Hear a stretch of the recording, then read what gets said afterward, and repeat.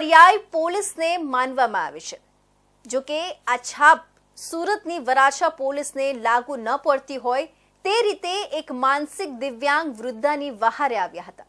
રિક્ષામાંથી ઉતર્યા બાદ રસ્તા પર પડી ગયેલા વૃદ્ધાને સ્વસ્થ થયા બાદ ડાયરી અને જે તે બોલતા આવડે તેના આધારે પીસીઆર વાનમાં બેસાડીને લઈ જવામાં આવ્યા હતા, જેથી હાજર સૌ કોઈએ પોલીસની કામગીરીની સરાહના કરી હતી।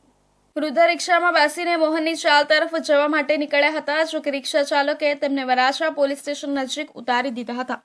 માનસિક રીતે દિવ્યાંગ એવા વૃદ્ધા સમજી નહોતા શકતા તે ક્યાં છે।